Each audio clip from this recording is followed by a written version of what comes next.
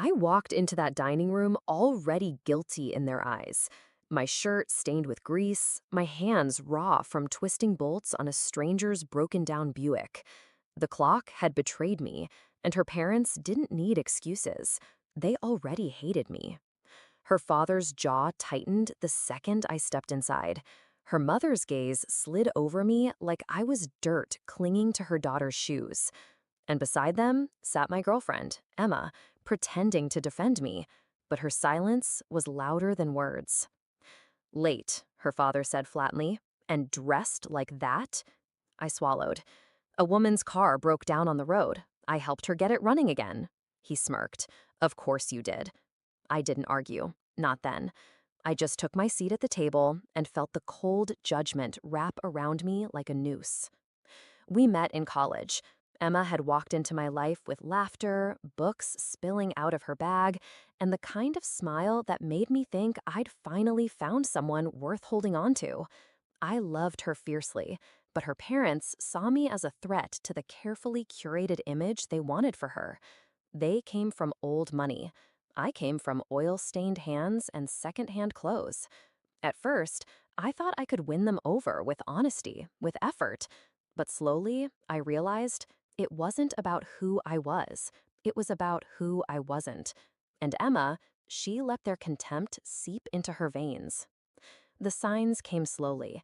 A shift in her tone, the way she stopped introducing me to friends, the secretive phone calls. Until one night, her phone lit up in my hands. A message from her father. Don't worry, we'll take care of him. Just keep stringing him along until we finalize the engagement with Daniel. Daniel, a family friend, wealthy, approved, perfect.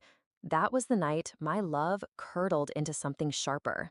They thought I'd break quietly, walk away humiliated, but I don't break. I build, I fix, I plan. So when her parents invited me to that dinner, her father smirking, her mother sneering, I agreed, not to beg for their approval, but to end their little game.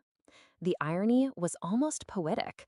The woman I had helped on the roadside, her car hissing steam, was no ordinary stranger. She was Margaret Wilkes, the new president of the city's Historic Preservation Society, a woman with influence and a reputation for brutal honesty.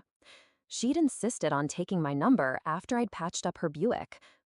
Not many young men know how to treat a machine with respect anymore, she said, eyes sharp, memorizing me. I didn't know then just how perfectly timed our encounter was.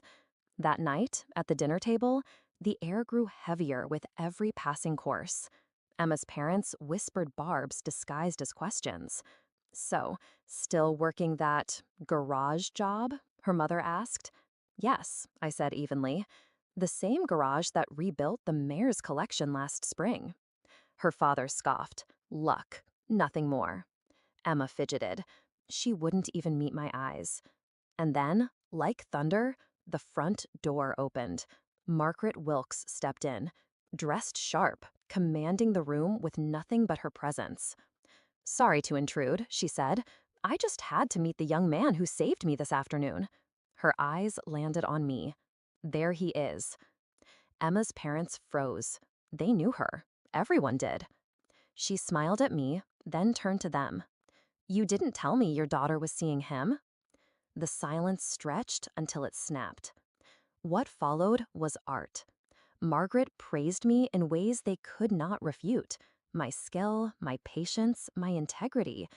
She told them she'd already spoken to the preservation board, how she intended to hire me to restore their fleet of vintage cars, a contract worth more than her father's yearly salary. Her mother's fork slipped from her fingers.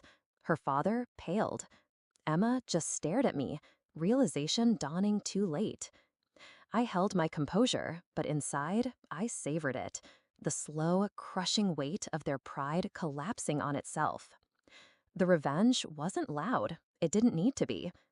Weeks later, their perfect Daniel was announced in society pages, not as Emma's fiancé, but as another woman's. The engagement deal had evaporated, and Emma, she was left clinging to silence, watching as the man her parents despised rose higher than they ever imagined.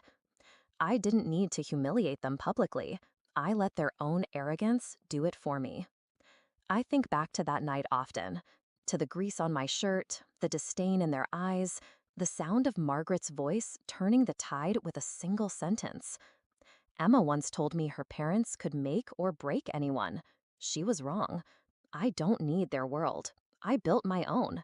And when the pieces of their perfect plan lay shattered at their feet, I walked away without looking back. Because revenge isn't always fire and fury. Sometimes it's patience. Sometimes it's letting them choke on their own poison while you breathe easy. And I've never breathed easier.